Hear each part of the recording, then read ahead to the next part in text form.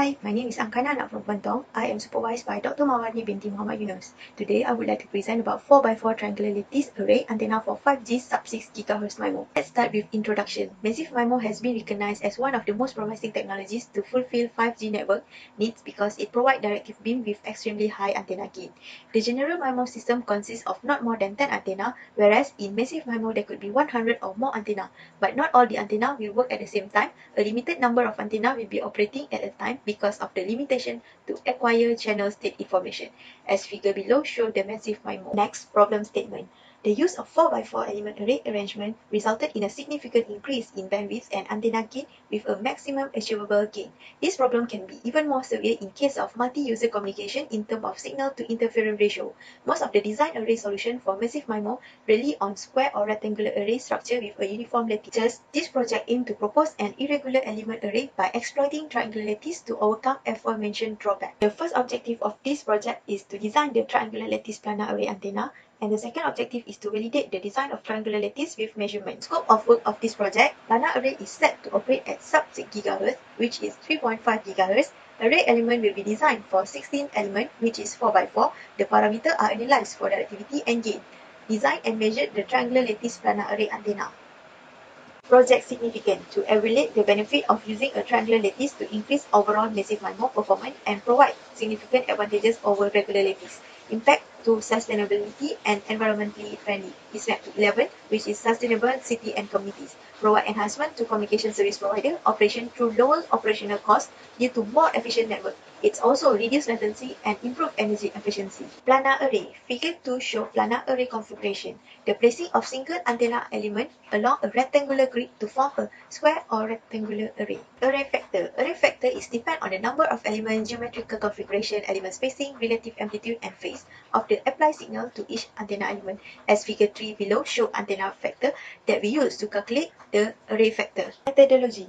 For the left side is the comparison between rectangular and triangular lattice, while for the right side is the project flowchart, which consists of first and the second objective. CST flowchart and design. This is our first objective. Start, calculate the patch size, design triangular lattice in CST, simulate the design, then optimize and parameterize on directivity and gain. And if it is no, I will redesign back, and if it is yes, I will collect and analyze the data. For the right side is the design of 4x4 element. Fabrication and measurement. This is for the second objective. Start printing the design, UV exposure the design into board, and then I will develop the board.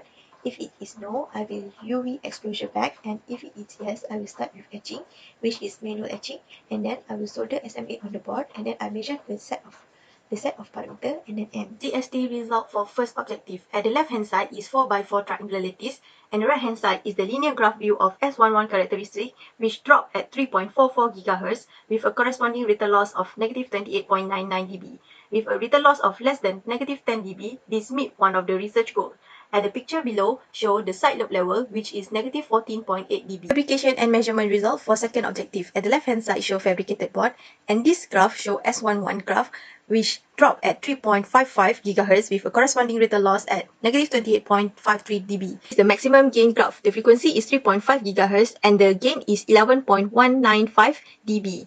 This is the radiation pattern. It's clear that the radiation pattern remains in dimension and shape, which one substantially identical to the simulated. Analysis measurement. As you can see here, this is S11 graph of simulated and measured result. For the blue line is the simulation, show that 3.44 GHz and it is dropped at negative 28.99 dB. For the orange color is the measurement result, which is 3.46 GHz, dropped at negative 29.66 dB. Figure below show the comparison between the directivity and gain for the triangular lattice model for simulation and measurement. As you can see here, the CST is 19.1 dB, while for the measured is 12.8 dB. For the gain in CST is 17.9 dB, while for the measured is 11.2 dB. Novelty and inventiveness. A triangular lattice planar array with high gain and directivity, it will reduce latency and improve energy efficiency for 5G MIMO application. Potential of commercialization.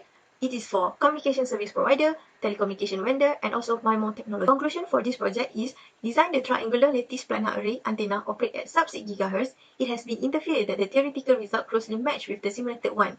The simulated antenna design has been practically fabricated and tested using an electrode chamber and vector network analyzer. For the future work, an antenna with a different dielectric material and a different size patch may improve the antenna efficiency.